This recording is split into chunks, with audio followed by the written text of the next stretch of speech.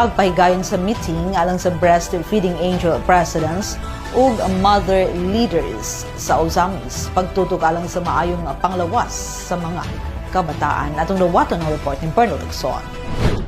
Sa gipahigayon nga meeting alang sa breastfeeding angel residents o mother leaders niadtong Huwebes, Septyembre 19 sa Ozamis City Complementary Food Production Facility nga gitambungan ni Ozamis City Mayor Attorney Henry Indy Fuentes Waminal Jr. uban sa mga konsehali sa dakbayan sa Ozamis nga naghisgot sa paglantaw sa tanang sektor sa komunidad, ilabi na ang paghatag og pagtagad sa mga kabataan gikan sa sabakan sa inahan ug ang kaimportante sa unang usa ka libo ka adlaw sa bata. Kung sa first 1,000 days sa mga bata, dili insakto ang nutrients, dili insakto ang mapakaon, mapainom sa ilaha. No?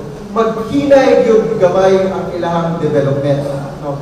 Ang pagtubo sa ilang utok, sa ilang lawas, and kung tira pa lang, no, hinay na, isang pagkumpleto at maitipong, dili nila masulit magamit o taro. Gipasidunggan usab sa mayor ang dedikasyon sa mga volunteers na naghatag og panahon alang sa kaayuhan sa ilang komunidad. Kabalo mo, pabinaw ng pila ka buhok sa inyo ha, nagpabilin yun as volunteer.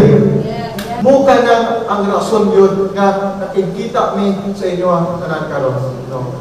Kaya una, magpasalamat sa inyo ha, na kamo, bisan wala na mo, nahisgutan pa sa inyo ha, nagkakuyog ta. Galihog na mo anak as our breastfeeding angels and mga tuwang mother leaders. So, pakpakan ko lang Gipasabot sa mayor ang kakulangon sa mga volunteers sa maong programa tungod sa kalisod sa panginabuhian. Busa iyang gisulbad ang maong problema pinaagi sa paghatag og monthly allowance sa mga president sa breastfeeding angels nga nakadawat og tag 3,000 pesos samtang ang mga mother leaders makadawat usab og 4,500 pesos. Kini nga suporta nagtinguha nga makadasig dili lamang sa kasamtangan nga mga volunteers kundi usab sa uban pang mga tao nga moapil sa maong kalihukan kadako og kaayuhan alang sa tanan. Gawa sa pasasalamat, ako na lang po ni magbuhat para mas ma-encourage pa mo o mas ma-encourage itong mga kauban na po sa una nga mubalik o tabang na ito aning initiative. Pamaagi sa pag-increase o paghatag na kong allowance sa inyo ang tanan. Nagawa na. Makaroon sila na ang mga breastfeeding angel presidents karong adlaw makadawat og tag 3,000 pesos.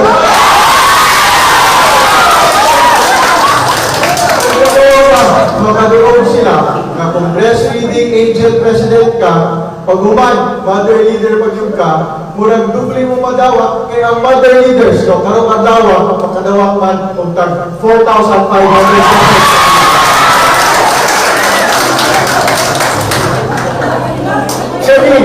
Simple lang kayo nila mo mabuhat sa karon ng dinali-dali para makatabang pa yun sa inyo na pagtabang sa syudad, pagtabang sa tuwang mga bata. Dugang pa ni Mayor Indy. Mas pupugi pag yun ka, ay mas dagang pagmutabang ako magpugi, mulihok para masigurado na ito. Kaya mga first 1,000 days na ito na toddlers naman, i-babies to toddlers. Masigurado din nato na insakto ang ilang development, insakto ang mapakaon, ang mapainom sa ilaha, para kanili pang-andam na po nato para sa ilaha, pag-abot nila sa daycare centers, pag-abot nila sa ilang mga eskwelahan, magamit nila insakto kay fully and well-developed ilaha mga kaugali.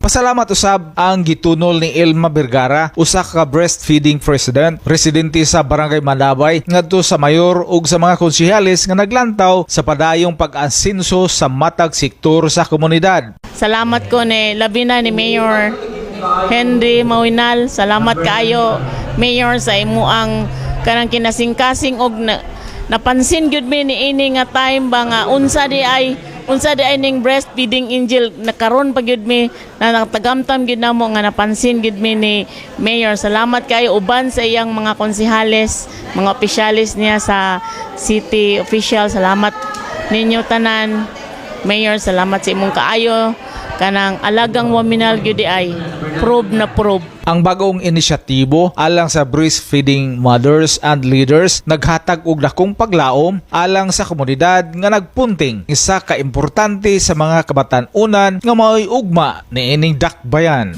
Alang sa Usamis Today, ako si Bernard Jackson. Salamat, Bernal.